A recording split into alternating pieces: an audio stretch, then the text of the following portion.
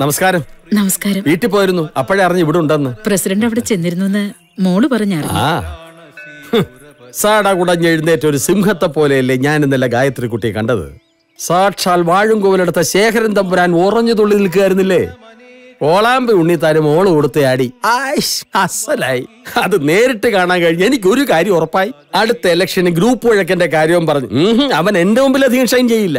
അതിരിക്കട്ടെ, എന്താണാവോ ഈ വഴിക്കൊക്കെ? വളരെ പ്രധാനപ്പെട്ട ഒരു കാര്യം പറയാൻ തന്നെയാ വന്നത്.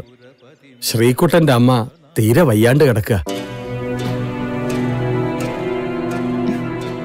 വാഴുംകോവിലിടത്തിൽ നിന്നും പടിയിറങ്ങി വേദനയോടെ നിൽക്കുന്ന ശേഖരേട്ടനെ ഞാൻ കണ്ടിട്ടുണ്ട്. അദ്ദേഹത്തിന്റെ ഭാര്യയും മകളും സഹിച്ചുകൊണ്ടിരിക്കുന്ന ദുരിതങ്ങളെ കുറിച്ചും എനിക്കറിയാം. മനസ്സ് വിഷമിപ്പിക്കാൻ വേണ്ടി പറഞ്ഞതല്ല കേട്ടോ. മോൾ അമ്മയും കുട്ടി ഒരിക്കലും പെരുങ്ങോട്ടേക്ക് വരണം. കാണാതായ മകനെ ഓർത്ത് നീറി നീറി ജീവിക്കുന്ന ഒരു ജന്മമുണ്ട് ആ ഗ്രാമത്തിൽ. വാഴുംകോവിലിടത്ത് സുഭദ്ര തമ്പുരാട്ടി. എന്നാ വരട്ടെ. മന്ത്രിയെ കണ്ട് കുറച്ചുപേരുടെ വിധവാ പെൻഷൻ ശരിയാക്കാനുണ്ട്. നടക്കില്ല എങ്കിലും ശ്രമിക്കാം. ഇല്ലെങ്കിൽ പെരിങ്ങോട്ടുകാരെയല്ല വിധവാ സഹോദരികളെ എന്നെ വെറുതെ വിടില്ല. അടുത്ത പഞ്ചായത്ത് ഇലക്ഷനില് വനിതാ വാർഡാക്കിയാലോ? പിന്നെ എനിക്ക് വഴി നടക്കാൻ പറ്റില്ല. വരട്ടെ, ഗസ്റ്റ് ഹൗസിലോട്ട് പോട്ടെ. ശരിയേട്ടാ. മന്ത്രി ഇപ്പൊ ഉണർന്ന് കാണുമോ എന്തോ.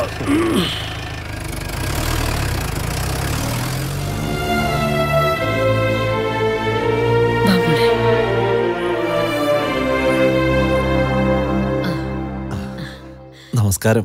ചായ കുടിക്കേ. ഓ,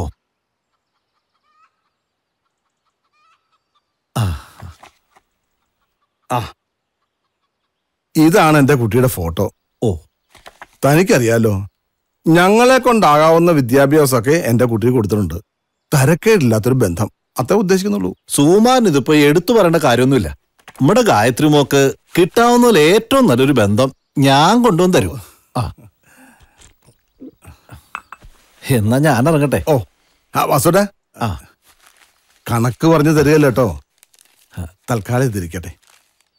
ഓ,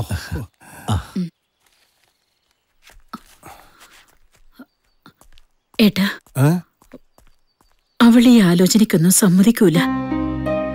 അത്ര കണ്ട് ശ്രീകുട്ടനെ നെഞ്ചിലേറ്റി നടക്കൂല്ലേ അവള്. അവൻ വരും വരൂ എന്ന് പറഞ്ഞുള്ള അവളുടെ ആ കാത്തിരിപ്പ് കാണുമ്പോ ചങ്ക് പിടയ്ക്കുക. സുജാതേ, നമ്മൾ ഇതൊക്കെ പറയും. ഇനി അങ്ങോട്ട് ജീവിക്കാനുള്ള അവളുടെ കാര്യമാ വലുത്. നമ്മുടെ കുട്ടിയുടെ ഭാവി സുരക്ഷിതമായി കൊടുക്കാന്നുള്ളത് എന്റെ നിന്റെയും കടമയാ.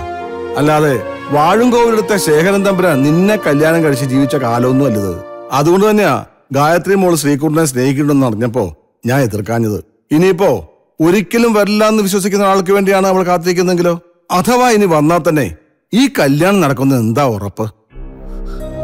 ഏത് പെണ്ണിനൊരു ആൺതുണ വേണം. നമ്മുടെയൊക്കെ കാലശേഷം അവൾക്ക് ആരാ ഉള്ളേ?